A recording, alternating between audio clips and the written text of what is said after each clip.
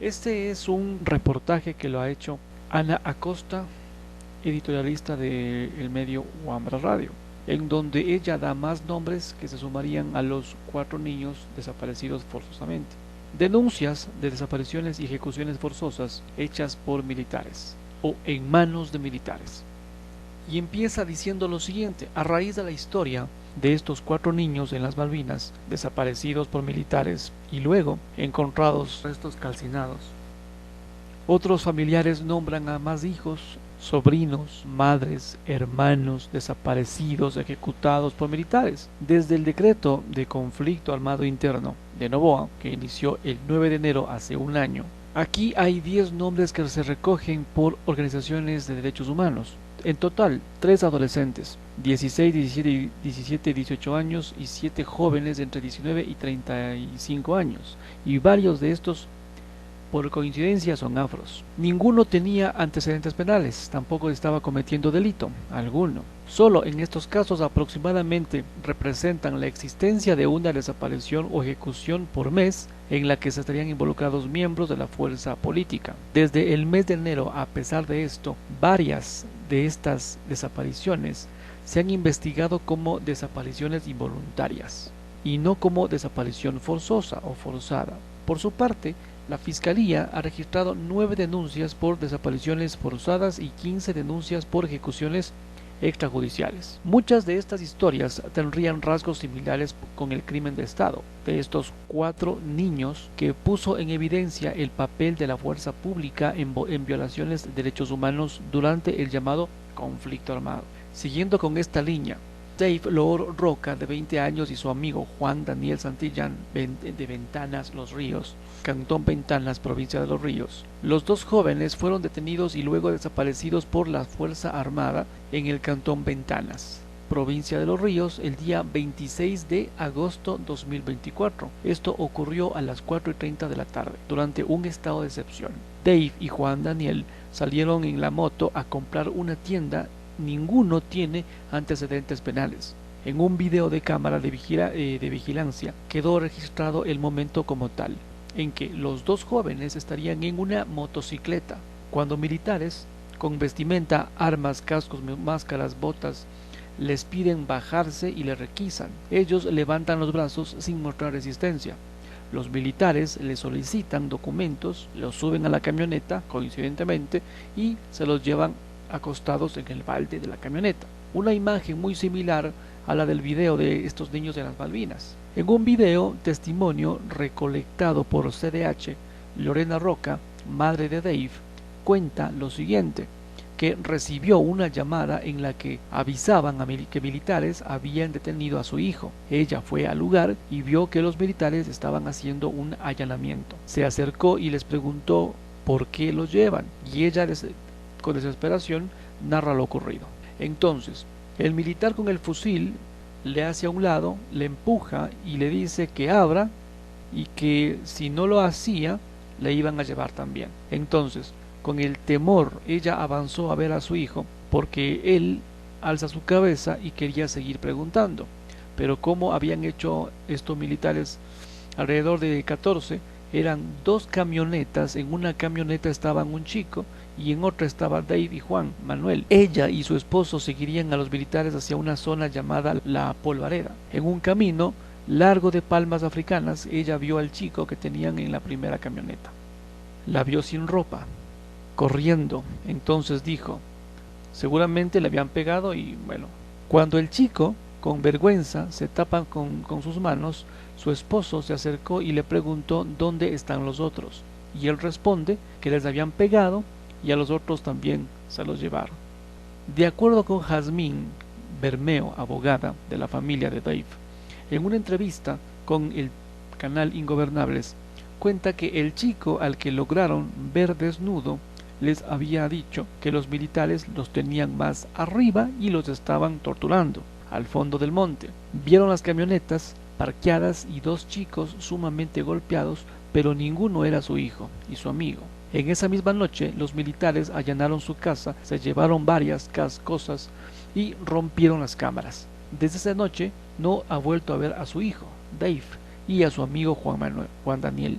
En un reportaje para el medio local Voces, el 29 de agosto del 2024, 3 días después de la desaparición, el capitán de las Fuerzas Armadas, Cristian Chuga, negó la participación de militares en este hecho y afirma que la patrulla les había mandado de aquí, en Ventanas, que no ha cometido esta actividad. Sin embargo, este personal que sale en el video no puede ya dar un juicio como tal de valor y determinar si es personal o no de las Fuerzas Armadas o civiles vestidos de militares. La familia de Dave presenta una demanda de habeas corpus, pero esta se suspende varias veces, retrasando la búsqueda. Según el abogado de la familia, Kevin Villagrán, a pesar de que existe el video y pruebas de que los militares detuvieron a los chicos, la fiscalía empezó a investigar el caso como desaparición involuntaria y no como desaparición forzosa, lo que esto generaría que las instituciones estatales no brindan información y tampoco sean investigados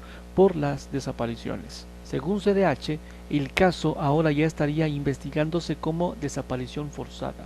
En el comunicado, el CDH y la Alianza de Organizaciones de Derechos Humanos expresaron que los dos jóvenes de Los Ríos llevarían 12 días desaparecidos y fueron aprehendidos por varias personas uniformadas y armadas que se trasladaban en 2 camionetas a plena luz del día, durante la vigencia del estado de excepción decretado por el gobierno y movilizaciones de Fuerzas Armadas en su provincia. La respuesta del Estado no puede nunca ser silenciosa.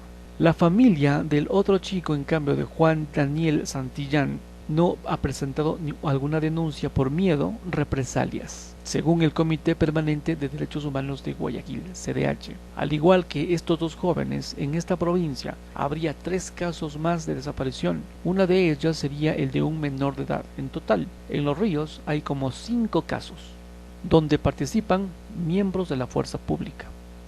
Por otra parte, Navy Mina Quiñones, de 18 años, y Ariel Cheme, de 19 años, en Esmeraldas. Estas dos jóvenes fueron detenidos por militares en Esmeraldas el 17 de julio del 2024. Su tío denunció que los militares lo torturaron y luego los ejecutaron.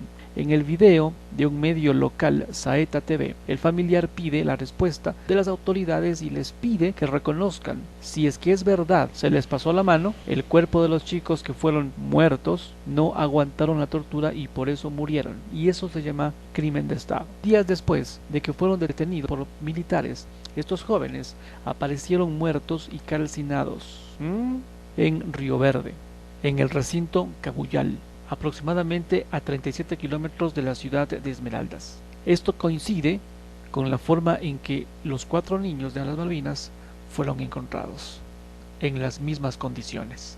Otro, Carlos Javier Vega, de 19 años, Guayas. Miembros de la Armada dispararon a Javier y a su primo argumentando que eran terroristas durante un operativo en estado de excepción decretado por Daniel Noboa Asín, Daniel Roy Gilchrist Noboa Asín, en el barrio Cuba, al sur Guayaquil. El 2 de febrero, Javier estaba con su primo Eduardo en su carro camino a vender un cachorro pitbull a un amigo, cuando los militares realizaban un operativo en la carretera y detuvieron el auto. Eduardo intentó dar vuelta para alejarse del lugar, pero los militares comenzaron a disparar. 4 disparos de un fusil militar mataron a Javier, un joven que no tenía antecedentes penales. Ayudaba a sus padres en la panadería y tocaba el bajo en una banda de su iglesia. La muerte de Javier fue la primera muerte que involucra a militares, en hacerse pública al menos, desde que se decretó el conflicto armado interno, 9 de enero del 2024. Sobre su historia hay varios reportajes escritos que realizan un recuento profundo de lo sucedido. Disparos de la Armada, la doble muerte de Carlos Javier Vega, escrito por la periodista Carol Noroña. En la barra espaciadora, el caso de Javier Vega explicado en el medio digital GK City, entre otros.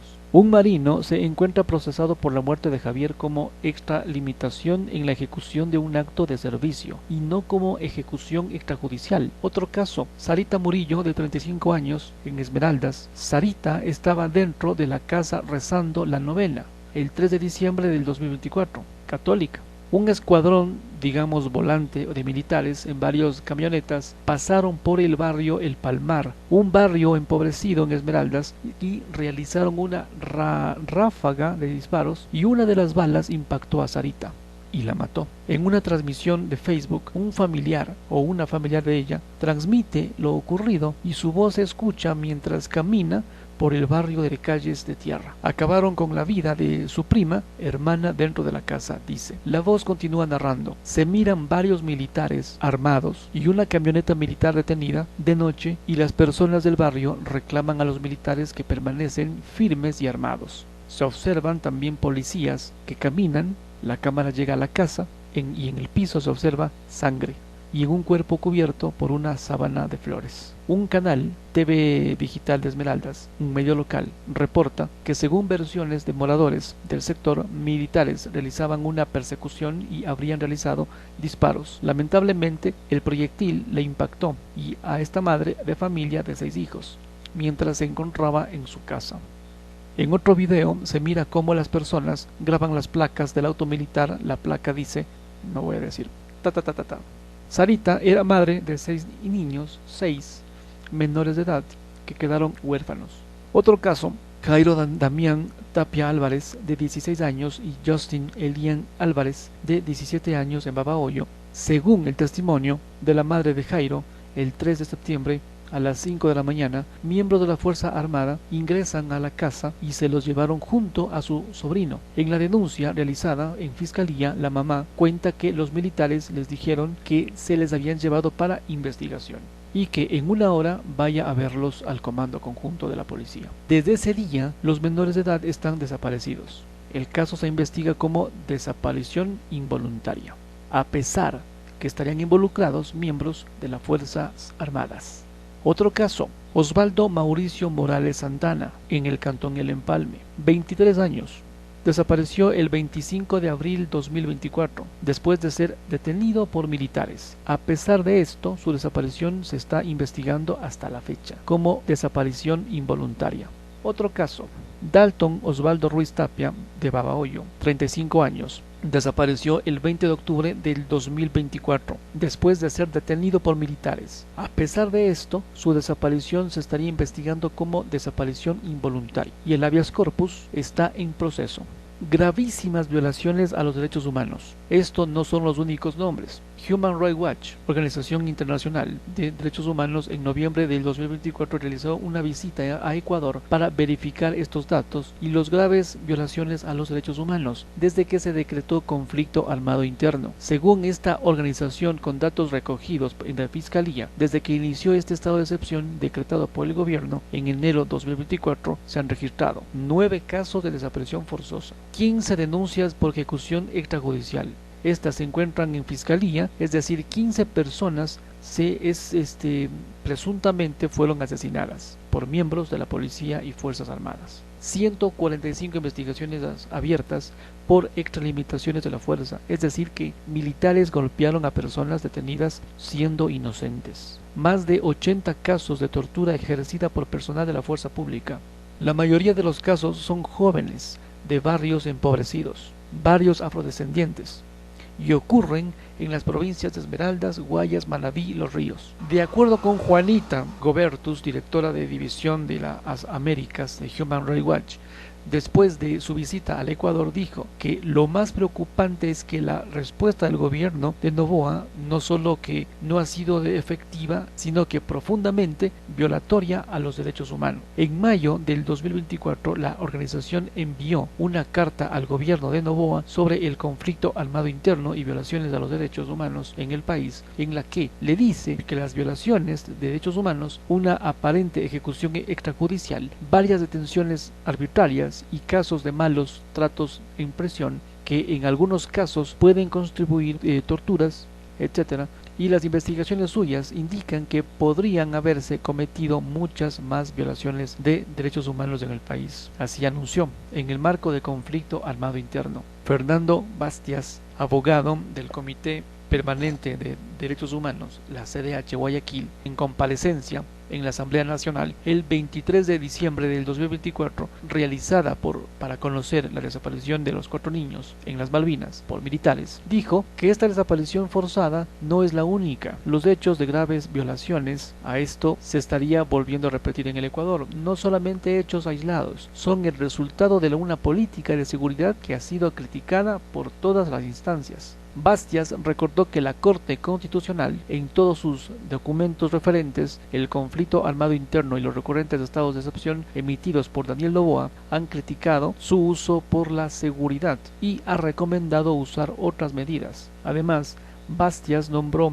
las observaciones que han hecho organismos internacionales de derechos humanos. En julio 2024, el Comité contra la Tortura de la ONU, en su examen periódico al Ecuador, se pronuncia sobre el incremento de graves violaciones a los derechos humanos y las políticas ineficientes para el combate a la inseguridad desde que se declaró este conflicto dichoso armado interno. De la misma forma, este Comité de los Derechos Humanos de las Naciones Unidas en agosto 2024 también criticó el uso desproporcionado del estado de excepción para realizar movilizaciones militares. Por tal caso, para el abogado Bastias, esto no es un caso aislado. Si la Asamblea Nacional quiere pronunciarse sobre el caso de los 4 niños desaparecidos por las Fuerzas Armadas, tendría que pronunciarse por todos los casos antes mencionados. Y esta es la nota de Ana María Acosta. Si no la conocen, ella es editorialista de Wambra Radio. Dice editora general de Wambra Comunicaciones Social, máster en estudios de la cultura, etc.